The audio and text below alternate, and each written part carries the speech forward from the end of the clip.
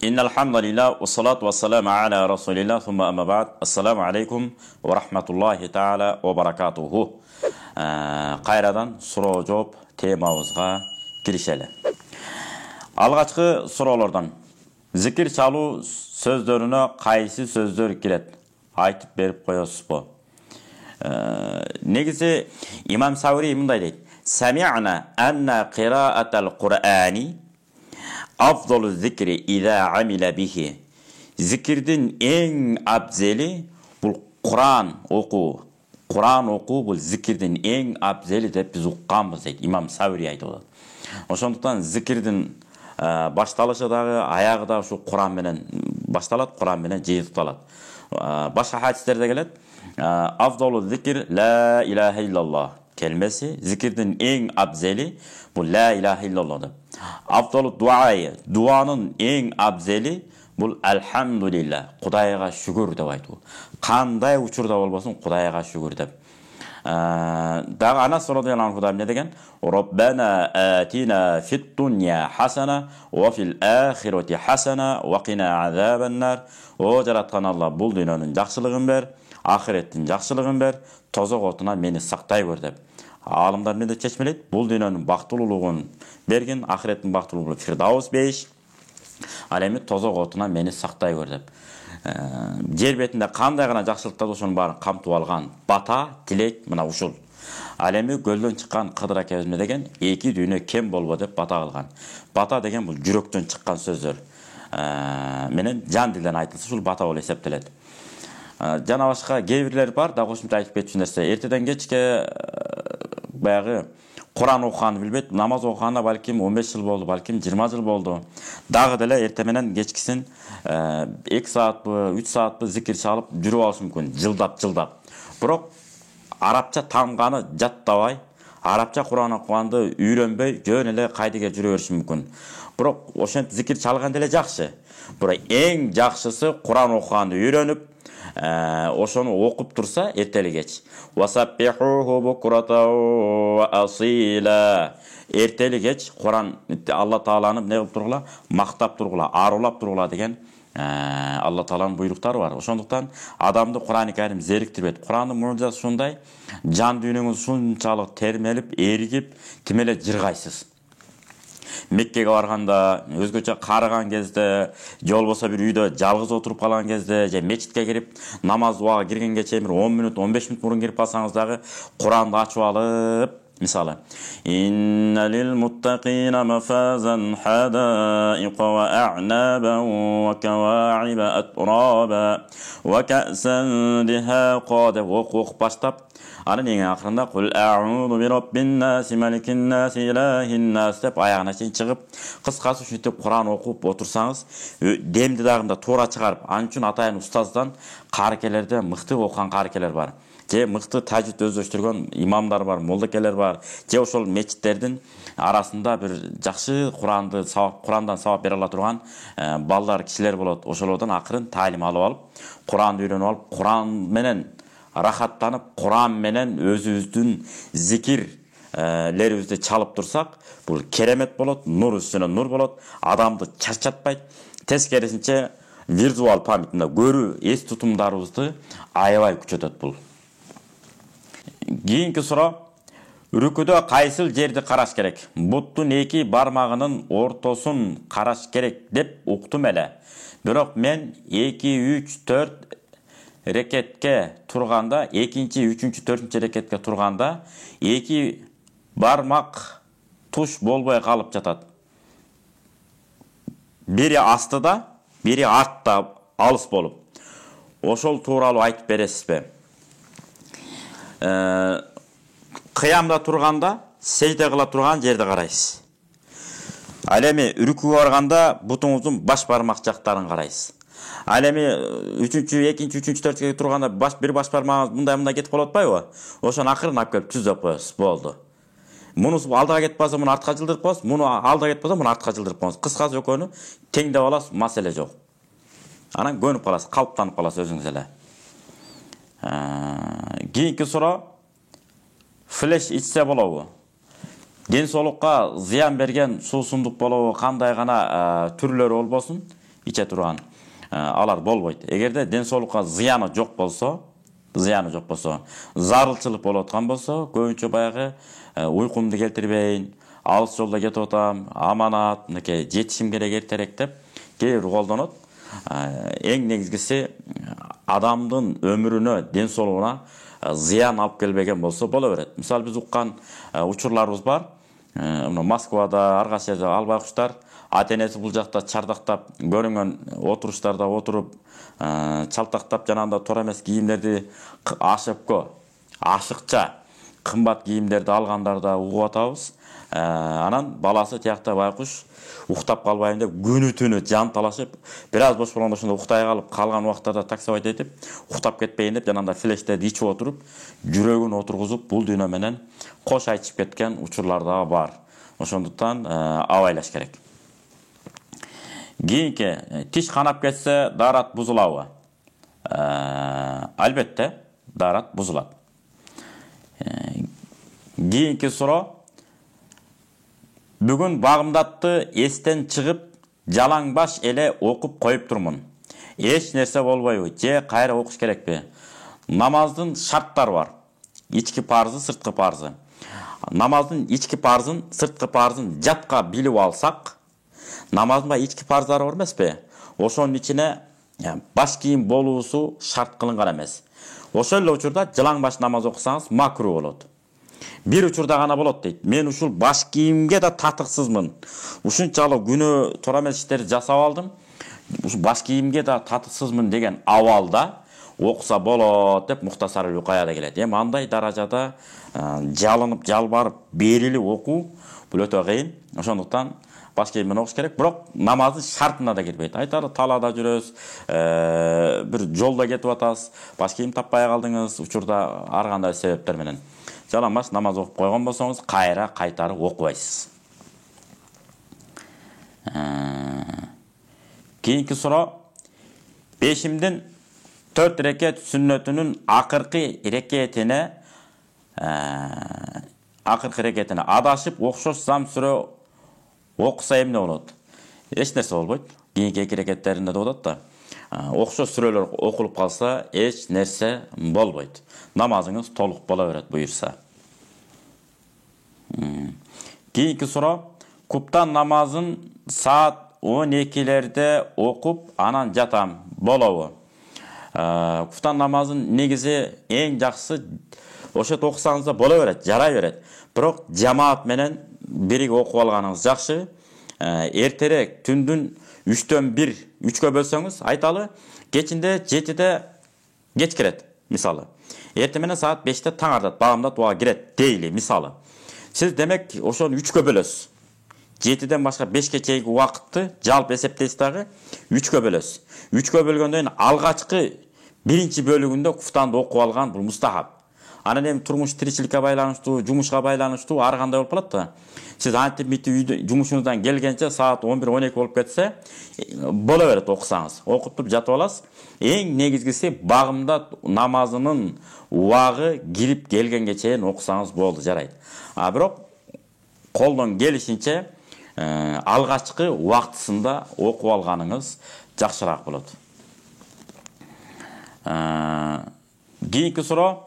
Адамдардын мүнөзүн айтса күнөө болобу? Баягы январь айында төрөлгөндөр мындай болот, февраль айында төрөлгөндөр мындай болот, тигинде болот, мындай болот. Туура, бул деле кандайдыр бир тажрыйбада айтылышы мүмкүн. Мисалы, Ибн Хадиб рахматуллахи алейхтин төрөлүшү боюнча да ушундай риваяттар бар, сөздөр бар.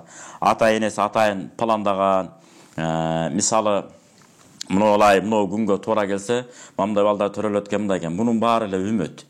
Эң негизгиси баягы бисмилла айтылыш керек. Улуу сөздө уят жок дейт. Аял менен күйөөсүнүн мамилеси болордон мурда жана жуунуп тазаланыш керек булар сөздөрдү, анан бисмилла айтылыш керек.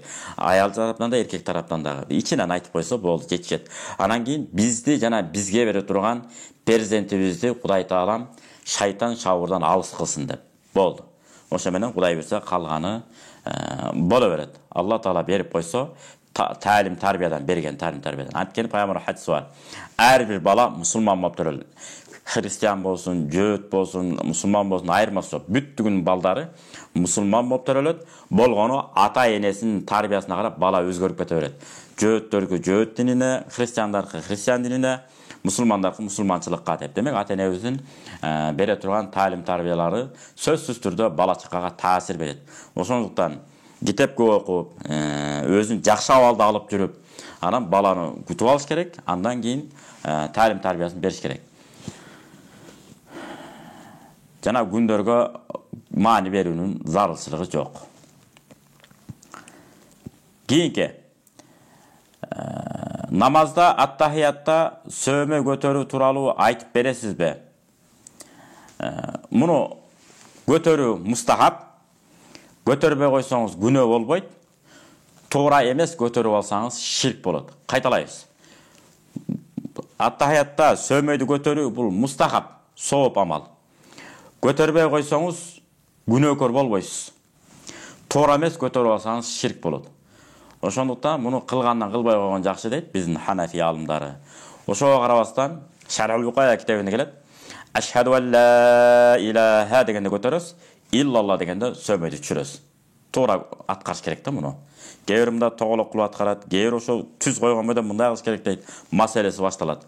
Ислам негиздери деген китеп бар, ушуну аласыз. Андан кийин Хидая деген китеп бар, кыргызча которгон. Карабалтада Ислам институтунун мүдүрү биздин устазыбыз болот. Молдо Халил устазыбыз ушул киши которгон Хидая деген кыргызча чыккан.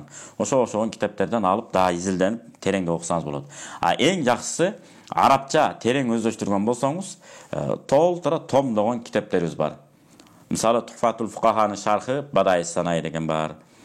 Канзут Дакайк шархы Ал-Бахр Раиq, жосо Табинул Хакайq деген шархтары бар. Анан Haşat ibn Abidin, Hidayanın şartları, Fathul Kadir, Nihaya, Binaya деген kitaplar var. Usulardan tereng karap özleştirip alsanız bolot. Keyinki sura, sajdaga barganda kol jaynamazdan çıkıp ketse, hiç nerse bolboyu, kiçinele, negizi sözsüz jaynamazın içinden çıkpay okuğu gerek be. Emi bul mınday. Jaynamaz niçin salınat?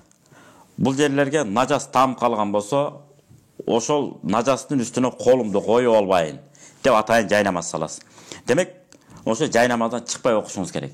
Ал эми килем жаңы салынган. Жайнамаз ошентсе да бизге адат болуп калышы мүмкүн да, адат болуп калган да мындай жайнамаз салып аласыз. Эгерде килем таза боло турган болсо, жайнамаздан чыгып кетсеңиз деле эч нерсе болбойт. Эң негизгиси намазды таза жерде окусаңыз болду. Keyinki soru. Namazda şım kiçine cırtık bolsa eç nerse bolboyu. Bирок içimde gamaj var. Bu eç nerse bolboyt. Болгон ошол жерде жаматып алуу керек болот. Эгер ошол эч нерсе болбойт деп жүрөп, бир күнү байкабай гамажы жок кийип алган болсоңуз, уяттуу жериңиз көрүнүп калышы мүмкүн. Ошондуктан жаматып алыш керек. Гамаж бар да, эч нерсе болбойт, намазыңыз толук боло берет. Себеби дегенде, ачылып кала турган жерди, уяттуу жер көрүнүп кала турган жерди жана ичиңизден кийген кийимиңиз жаап калгандыгы үчүн.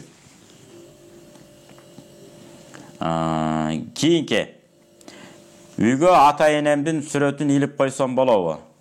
Жок, жакшы эмес. Эми сүрөт эки түр болот. Расым деп коет, кол менен чийип тартуу. Экинчиси мындай көлөкөлө. Сүрөт деп коет, саур. Көлөкөсүн тартып туруп, анан бул жака чыгарып атпайбы? Копия. Буну кээ бир алымдар дейт, уруксат боло берет дейт. Болбойт дегендер анда паспорттогу сүрөттөрүн алып коюш керек болот. Иш кагаздарына түшүп атабыз, алар. Бир нерсени болбойт деш үчүн, мисалы аракты болбойт дейбиз, туурабы? Ал ичкенге да болбойт, сатып алганга да болбойт, сатып бергенге да болбойт бирөөгө.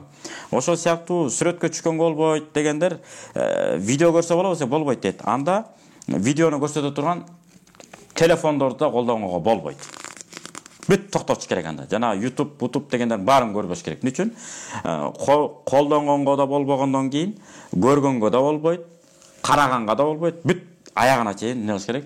Таза кеш керек. Жөнөкөй телефонду алып алыш керек болду. Ал эми андан алыс боло албагандан кийин, демек, акырын эмне кыла беришибиз керек? Алдыга карай умтула беришибиз керек. Пайдалуу, туура, ийгиликтүү бир багыт бере турган, бир илим бере турган пайдалуу жактарын албетте карап көрүп пайдалансак эмне болбосун боло берет. Ошол сыяктуу сүрөт маселеси ушундай. Сандыгыңыздын түбүнө нар көздөп бекитип койгонуңуз жакшыраак болот. Себеби ата энеңиз көзү тирүү кезинде ар жак бер жак кылам десеңиз эмне болот? Таарынат, келишпестик пайда болот.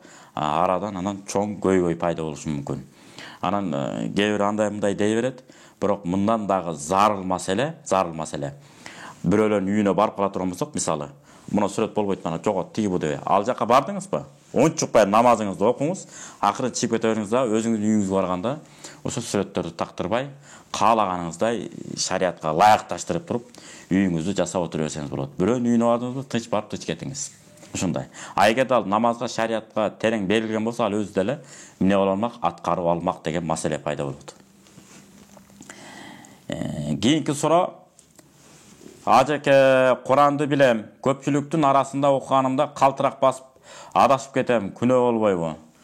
Албетте биринчи сүр болот. Адам бир калтырайт, эки калтырайт, анан бара-бара көнүп калат. Ошол үчүн көбүрөөк окуп, анан бала чакаңыз менен көп окуп бериңиз, бала чакаңыз сизге окуп берсин. Анан бир кайра Куранды окуй берсеңиз, хатым кыла берсеңиз, Кудайым буйруса, күнүнө бир парадан мисалы. Bir ayda bir жолу Куран хатым болот. Bir жылда 12 жолу хатым болот. Ошентип отуруп анан эмне болот? Калтырак сүр басуу деген жоголот буйруса. Кийинки суроо: Биз жолдошум экөөбүз тең намаз окуйбуз. Күйөөсү менен чогуу окуса, күйөөсүнө уюп окуйт дешти. Бирок кантип ниет кылат, кантип уюп окуйбуз? Ошол жөнүндө кенен айтып бересизби? Негизи сиз өзүңүзчө окуганыңыз жакшы, жолдошуңуз өзүнчө окуганы жакшы. Эркек өзүнчө окуш керек, аял өзүнчө окуш керек. Эмне кереги бар, кызалат бол. Эгерде жаңыдан намазды үйрөнүп аткан болсоңуз, анда эмне кыласыз? Акырын баягы күйөөңүзгө ыктыда кылдым, ниет кылдым, айталы пешим намазын окууга, имамга уюдум деп туруп, Аллаху акбар деп уюй берет аял киши митеп. Эркек киши да көңүлүнө эмне кылып өткөрүп коет. Ушу аялыма имам болууга ниет кылдым деп, күйөөсү алдыраак бир сап алдыга туруп алып окуйт, аял артта туруп алып уюп окуй берет, бай үйрөнүп алганча. Үйрөнүп бүткөндөн кийин өзүнчө окуш керек. Кийинки суроо: Аялым менен урушуп кетип, жашабасаң жашабайм деп эле айтпайсыңбы десем, ойлонуп сүйлөп жатасыңбы деп жооп берди. Туура айткан. Ушул сөздүн өкүмү кандай болот? Жашообузду ойлонуп көрүш керек болуп жатат. Сен да ойлон, мен да ойлонуп көрөйүн дедим. Эми талак маселесин этиятташ керек, өтө этиятташ керек. Талак маселесине келгенде эмне кылыш керек? Бири-бирин эркелетип, эркек киши эркекчилигин кылып коюш керек.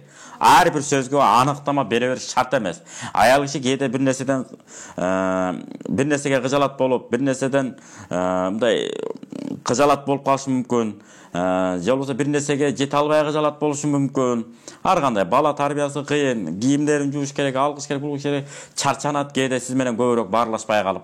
Эртеден кечке сиз тиричилик кылып жүргөн болсоңуз, ошол учурда эркек киши эмне болуш керек? Кулактын сыртынан өткөрүп коюп, чайың барбы? Чай алып кел. Мен сага үйлөнгөнүмө абдан бактылуумун деп, белек бекчелерди апарып бериңиз, жакшы көргөн тамак аштарын алып күтүүсүздөн алып келип берип коюңуз. Мындан кел жейли, жүргүлө деп көчөгө басып коюңуз. Пайгамбар Мухаммад алейхиссалам Айшенебиз менен жана башка жубайлар менен эркелешип ойногондой. Ойноп күрөшүп коюш керек. Жанагы бала чакаңызды күрөштүрүп коюңуз, бала чакаңыз менен күрөшүп ойноңуз.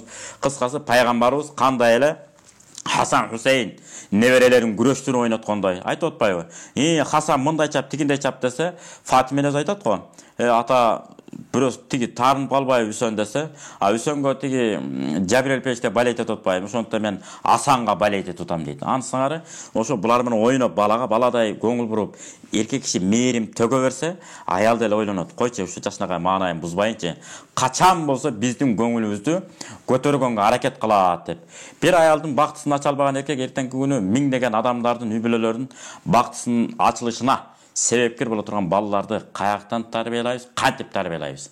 Ошондуктан аял кишилерге пайдалуу китептерди, тренинг тиги бууларды, адам өнүгүүгө далалат бере турган толтура окуулар, толтура өнөр жайлар бар. Ошолор менен алектендирип, кайсы жагына таланттуусу ошол жагына ыкташтырып, кыскасы аял күйөөсүн, күйөөсү аялын эмне кылыш керек? Өнүктүрүп, өйдө көздөй бөпөлөш керек. Жашоо деген 5 күндүк дүйнө. Бат эле өтүп кетет. Убакытты туура пайдаланыш керек. Кандай эле Нурмолла атабыз айткандай, убакыт деген ушундай, колуңдагы кушуңдай, таптаганга жараша түшүн берет кызылдай деп. Ошон үчүн аял эркеги аялына жакшы мамиле жасаса, бала чакада ошого карап өйдө көз өсөт. Анан керемет жашоо болот. Элдик балдарды, элдик кыздарды өстүрүп тарбиялап алсак, Кудайым буйруса, карыган сайын сыйга бөлөнө беребиз. Кийинки суроо. Сизге берген сурообузга түшүнүктүү кылып жооп бергениңизге Алла ыраазы болсун. Москвада багымдат намазы 6:38-де кирет. Мен түнү 4:30-да туруп даарат алып, 2 рекет жана 4 рекет тахажжуд намазды окуйм. Буйруса саат 5:35-те дуаларды, зикирди айтып намазын бүтүрөм. Сааттарым туурабы? Же саат 4:30-дан эртерээк турушум керекпи? Бола берет. Багымдат намазын убагы киргенге чейин болот. Азыр айтып атасыз, мен 6:38-де багымдат кирет деп. 6:37 минут 59 секундка чейин тахажжуд намаздарыңыз жарай берет. 6:38 болору менен багымдат намазын убагы кирет. Мына ушундай эле айтып берели. Эң негизгиси багымдат убагы кирер менен бүттү. Нафил намаздар окуганга болбойт. Ага чейин албетте окуй бересиз. Жана кошумча дайым айтып келебиз. Куран ошончо убакыт кетирип атыпсыз. Арабча Куран окуганга үйрөнгөнгө аракет кылыңыз. Азыр YouTube'тар аркылуу, онлайн аркылуу, офлайн менен айтор бардык жагы менен үйрөткөнгө аракет кылып атышат. Сиз да ошону эмне кылыңыз? Аракет кылып үйрөнүп алсаңыз керемет болот. Адамга берген күч кубаты дагы башкача болот. Курандын күчү керемет, муну сүрөттөп бута албайсыз. Ушунчалык жан дүйнөңүз тынч, өзүңүздү бир абада калкып жүргөн сыяктуу элестетип каласыз. Эгерде Куранды дайыма окуп жүрсөңүз, анан көздү албай турган саргылтык илгерки китептер болчу эле Советтер Союзунун. Ошо сыяктуу барактарга жазылган, сапаттуу барактарга жазылган Курандар бар. Куран баары эле бирдей. Болгону барагы сапаттуу, сапасыз деп бөлүнөт. Анан кээ бир барактар бар, мына жарыктын жарык урунганда көздү чагылыштырып, көздү уютуп коюшу мүмкүн, мындай алсыратып коюшу мүмкүн. Ошон үчүн саргыч барак, көзгө жагымдуу барактарды алып алып, баракка жазылган Курандардан алып алып окусаңыз керемет. Керемет. Мисалы, ла ястаъзинука аллазина юъминуна биллахи вал яумил ахир ай южахиду би амвалихим ва анфусихим валлаху алимун бил муттакин деп. Аны шу сыяктуу кылып окуй бересиз. Керемет. Укмусон. Анан балдарыңызга кулагынан уга берсе, сиз айталы, багымдат намазы 7:30-да куласа, сиз эртең менен 6-да туруп алып, дарат алып, анан кээде келинчегиңизби, өзүңүзбү арабча Куранды окуй берсеңиз, бала чаканын кулагына сиңе берет, жагымдуу угулуп калат. Анан аларда Куранга болгон берилүүбүз күчөйт. Мисалы, биз кемпир чалдын колунда чоңойгонбуз, чоң ата чоң апабыздын. Чоң атам намаз окуп атканда Аятал Курсилерди окучу, Аллаху ла илаха илля хуал хайюл кайюм дегенде кулакка жаңып калган. Бүт жаңыра берчи. Анан кулакка сиңген ошо. Кулакка жаңыр угула берчи, анан бара сиңип калат экен. Угуп отуруп эле жаттап алганбыз. Ошол сыяктуу бала чакадагы Куранга болгон мамилеси бала чаканын өтө кызыгуу күчөйт экен дагы. Анан жакшы болуп калат экен Куранга болгон мамилеси. Кийин Куранды үйрөтүү дагы жеңил болот. Менде жин же шайтан бар окшойт. Баягы рукия аяттарын укканда жанагындай бир түшүркөгөнсүп бирдемке болуп кете берем, кийимдерим булганат, суюктук чыгат, ушунда усул бузулабы бузулбайбы депсиз. Негизинен денеден бөлүнүп чыкса, улусуда уят жок дейт, бөлүнүп чыкса бузулат. Анан адамга жин кирет деген аалымдар дээрлик көпчүлүгү колдобойт муну. Адамга жин кирбейт. Алла Таала адамды күчтүү кылып жараткан. Дайыма биз эмне кылабыз? Шарият ушундай. Күчтүүрөөк көпчүлүк жагын алышыбыз керек.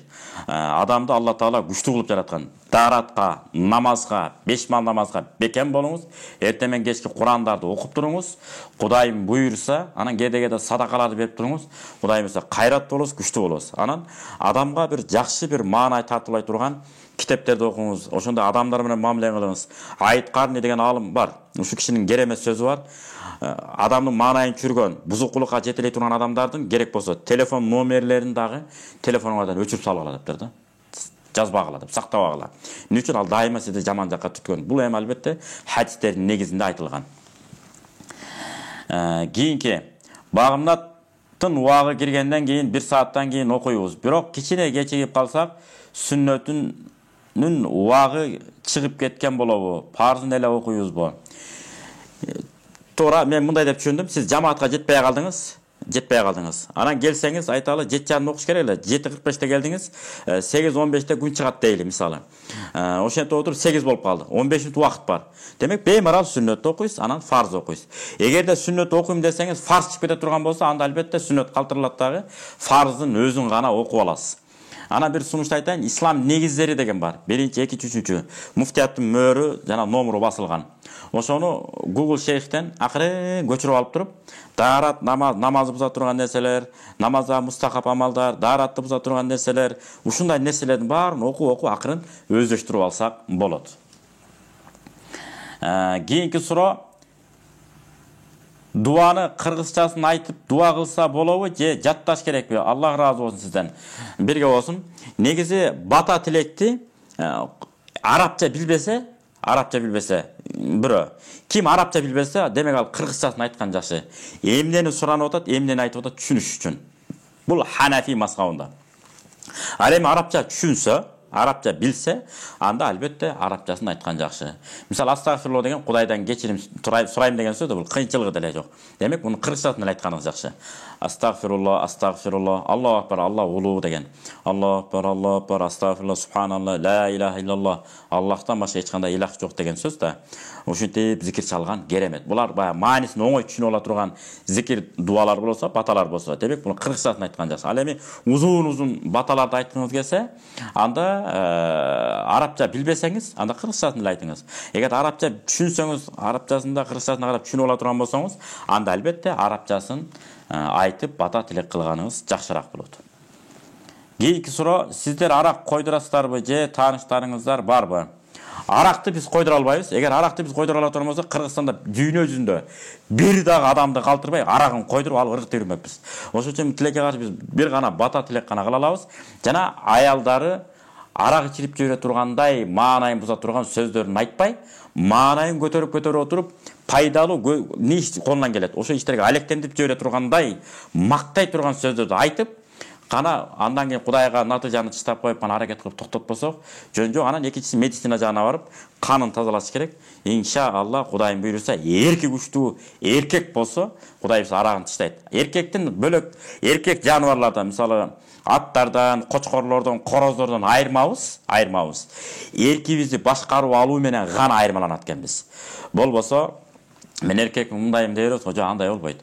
Короздон бир канча 50-60 тоокту же 30 тоокту бир эле короз тейлейт. Жолбосо жанагы 10-15 жылкыны бир эле айгыр тейлеп коет. Ушундай да. Ошондуктан улуусуда уят жок дейт. Кечирим сурайбыз алдын ала. Ошон үчүн мен эркек мындайым деп эле чоң муштум болуп ургулап, соккулап, чапкылабын кереги жок. Эркибизди башкара билүү менен арак жана жаман ыплас ичимдиктердин баарын мына жака жиштирип туруп, мен деген эркекмин деп туруп, алдыга көздөй умтулса, Кудайым буйруса, Алладан бата тилек кылыш керек. Кудайым буйруса, аракты тыштайт. Кийинки суроо, сизге мен аялым менен таарынышып кеткен тууралуу суроону берейин. Таарынышып кеткем. 3 ай жүрдүк. Ортодо 2 кызыбыз бар. Аялым менен кайра жараштым. 1 жума жашадык. Жарашканга чейин 1 бала менен болгон экен. Ал бала экөө чогуу жаткан сүрөтүн мага жөнөттү. Мен ачуум келип, аялыма талак берип салдым. Эми кандай болот? Сүрөттөрү менде бар. Муну биз шариатта ушундай да, идажа фасигу бинабайин фатабайяну. Эгер кандайдыр бир бузук адам, жолсо бузук бир кабар адамга келип калатын болсо, табайын кылгыла. Иликтегиле, жиликтегиле, изилдегиле, тактагыла, тастыктагыла, бүз сураштыргыла. Антпесе эртеңки күн өкүнүп аласыңар деген аят бар. Ошон үчүн муну тактап, сурашты, иликтеп, жиликтей турган муфтиятыбыз бар. Муфтиятта атайын фатва бөлүмү бар. Ошол жерге аялыңызды, өзүңүздү, жанагы сүрөт жөнөткөн баланы дагы үчөөңүздү тең чакырыш керек. Анан такталат. Сиз талак бердиңиз эле, берген эмес белеңиз мурун. Андан кийин аялыңыз менен кийинки жана айтып атпайсызбы, сүрөтүн жөнөттү. Аны менен нике кыйылганбы, кыйылган эмеспи? Бүттүгүн тактап, ачыктап, андан кийин анан натыйжа айтылат. Балким сиз талак бергенсиз, талак бергенден кийин 3 ай мөөнөт өткөн 3 этеккер деп коет. Өтүп бүткөндөн анан турмушка чыгышы мүмкүн. Анан талак түшпөй эле кайра сизге келип алган болушу мүмкүн. Ушул маселенин баарын такташ үчүн албетте муфтиятка барсаңыздар, фатва бөлүмү бар. Үчөөңүздөрдүн чакырып сурамайынча бул эч качан такталбайт. Кийинки суроо, жолдошум экөөбүз бул дагы ушул кызык маселе экен. Негизи колдон келсе, мына киндик менен тизенин ортосундагы маселелерди азайтып, жеке-жеке келип, маңдай теске келип суроо кылса жакшы болмок. Ошентсе дагы, бирок жалпы элге тиешелүү сыяктуу дагы суроолор болуп калат деп жакшы күмөн менен башкалар да барбасын деп жооп бергенге аракет кылалы. Жакшы ниет менен оодарып. Аялым экөөбүз, жолдошум экөөбүз төшөк маселеси боюнча таарынышып калдык. Ачык айтсам, күйөөм айтты. Арка аврат менен, туура эмес жак менен кошулабыз деп мажбурлайт. Мен макул болбой койсом, уруксат бер, башка аял алам дейт. Төшөгүн бөлүп алган, мага сүйлөбөйт, өзү дааватка чыгат. 5 мал намазга бекем. Эми мен кандай жол тутсам болот? Кармансам болот. Сураны жооп берип койгулачы. Ачык жазсам, алдын ала кечирим сурайм дейт. Бул да айла жоктон берип атыптыр мындай суроону. Бул арам жана арам. Алла Тааланын буйругуна моюн сунбаган тоң моюндук. Ал келесоолук, аңкоолук деп эсептелет. Анткени Алла Таала эмне тыюу салып атат. Алла Тааланын буйругуна каршы чыккан болот бул. Бала берет адал дей турганыбызда динден чыгып кетет. Ошон үчүн бул арам нерсе. Болбойт, таптакыр болбойт. Экинчиден оорукчан болуп калат ошол аял. Оорукчан болуп калат. Муну Алла Таала Куранда бекеринен тыюу салган жок да. Ошон үчүн анын кереги жок. Окуган намазы да талакка кетет. Анткени Ибн Касирдин тафсиринде келет, башка тафсирчилер да айтат. Кимде ким Алла Таала Куранда айтат, бисмиллахир-рахманир-рахим. Инна ас-салата танха анил фахшаи вал мункар. Садакаллахул азим. Албетте намаз ар кандай ыплас, жаман, туура эмес нерселерден токтотот деп. Демек, кимде ким 5 мал намаз окуса, Алла Таала тыюу салган нерселерден тыйылбаса, демек анын намазы кабыл болбоптур дейт. А кимде ким 5 мал намаз окуса, Алла Таала тыюу салган нерседен тыйылса, демек бул адамдын намазы кабыл болуптур дейт. Ошо жолдошуңузга ачык кеп кеңеш бериңиз. Алла Таала Куранда айткан турбайбы? Намаз окуганда күнөө нерседен токтолуш керек экен. Намаз окуп күнөө нерседен токтолбосо, демек намазыңыз намаз эмес. Мени аяйсыңбы, менин ден соолугумду карайсыңбы, карабайсыңбы деп. 5 күндүк дүйнөдө таза жашнакай жашайлы деп. Алла разы болсун, ошонуңузга бекем тура бериңиз. Жанагындай кеп кеңештерди бериңиз. Бул шарият боюнча арам, жана дагы арам болот. Мен саламатсызбы? Мага 11 ай болду намаз окуганыма. Каза намазым болгон жокпу, айтып коюңузчу. Эми сиздин жашыңызды билбейт экенбиз. Жашыңызды айтсаңыз айтып берет элек. Аял киши шарият боюнча кыз бала 9 жашка жеткенде, эркек бала 12 жашка жеткенде эрезеге жетти деп эсептелет. Бирок бир шарт менен. Эгерде эрезеге жетишкен болсо, биздин Кыргызстандын климаты бир аз суураак, тоолуу аймак болгонуна байланыштуу. Көбүнчө кыздар 11, 12, 13, 14 жашка чейин чоюлат. Эркек балдар 13, 14, 15 жашка чейин узарат. Анан ошондуктан эң акыркы чеги кайсы болот? 15 жашка чейин жетип, 15ке толуп, кыз деле бала деле. Бирок эрезеге жетүү белгилери болбосо, түшүркөт жана белгилери чыгат, белгилери болот. Ошолор болбосо дагы, баары жетсе дагы, жетпесе да 15 жашка толгондо кыз да балада жетти деп эсептелет. Тактап айтканда, эрезеге жеткен убакыттан баштап, азыр жашыңыз канча? 30табы? Айталы, ошондо 15 жылдык, 11 ай болсо, нары жакта 14 жылдык намазыңыз жана 1 айды кошуп каза намаздарыңызды окушуңуз керек. Албетте өткөн ишке салават, мындан бул жагына бекем боло бериңиз 5 мал намазыңызга. Анан качан көнүгүп, каныгып алгандан кийин акырын жана каза намаздарыңызды окуй бересиз. Ошон үчүн кээ бир алымдар айтып атпайбы? Ажылыкка барганда жана Меккеге киргенде багымдаттын 2 рекет эң акыркы каза намазды окуп алсаң, балким Алла Таала ошонун шарапаты менен 1000 багымдаттын казасын кабыл кылып коюшу мүмкүн. Бул Алла Таалага маалым деп. Бирок ал эми үмүт кепил эмес, гарант эмес. Ошондуктан ажылыкка барганда аракет кылыңыздар. Алла Таала ошо ажылыкка насип кылган болсо, ошол жерден нафил намаздар, фарз намаздар бүт бар эселеп көбөйөт. Ошондуктан өткөн ишиңизге кыжалат болбой, мындан бул жагын аракет кылып 5 мал намазга бекем болуңуз. Анан каза намаздарды баягы календар кылып, мындай чийип алып, акыры кемите бересиз. Эң алгачкы дейсиз, же эң соңку каза намазын деп ниет кыласыз. Пешин болсун, асыр болсун, багымдат болсун. Кийинки суроо, мен намаз окуп жүрүп, таштап коюп, 1 жылдай жүрүп дагы улап баштап, жакшы 2 ай окуп, кайра окуй албай жүрөм. Не кылсам болот? Чатагалы болуп тур. Буну мындай кылыш керек. Куран көп окуңуз. Анан 5 мал мечиттерге каттаганга аракет кылыңыз. Жакшы чөйрөгө аралашыңыз. Анан жүрөктөрдүн ачкычы деген китеп бар. Анан пайгамбарыбыздын өмүр баянын, сахабалардын өмүр баянын көбүрөөк окуңуз. Ошондо Кудай буйруса 5 мал намазга бекем болосуз.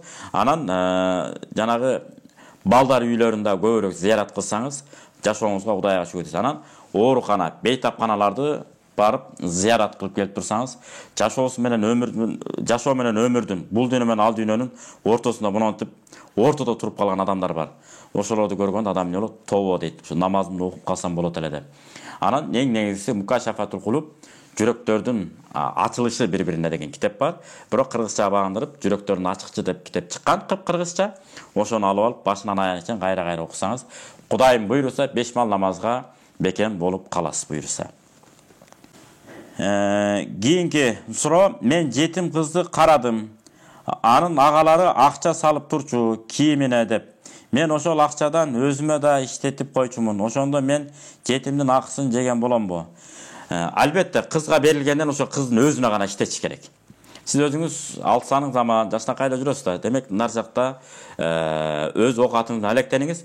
Жетимдиге биз тескерисинче жардам беришибиз керек. Bir тыйынын жебей, буга чейин канча жеп коңуз ошону чогултуп туруп, эң жакшысы этияттык үчүн берип коңуз. Эми шарият айтат, туура зарылчылык болгондо, муктаждык болсо, кичине пайдаланса болот, ошо акысынан деп. Бирок эң жакшысы толук бойдон эле ошо жетимге канча келсе ошон бойдон эмне кылышыбыз керек? Өзүнө гана кам көрүшүбүз керек, келечегине шарт түзүшүбүз керек. Ошон үчүн жетимдин акысын жеген бул болбойт. Куранда аяттар бар. Ким жетимдин акысын жесе, кыямат күнү тозок отунан болгон от тамагы берилет деп. Ошон үчүн этиятташыбыз керек, кереги жок. Анан эң соңку суроо, жыйынтыктоочу суроо, жыйынтыкталуучу. Даарат жок кезде да зикир чалса боло береби? Боло берет, кайра болот. Эртелге зикир чалып баскан турган сайын, машинага отурсаңыз, бисмилла деп отурасыз. Ла илаха иллаллах, астагфируллах зикирлерин чала бересиз. Бул нур үстүнө нур. Даараттын болушу шарт эмес. Ушу менен суроо жооп темабыздын соңуна чыктык. Кийинки көрсөтүүбүздө көрүшкөнчө сак саламатта туруңуздар. Ассаламу алейкум ва рахматуллахи ва баракатуху.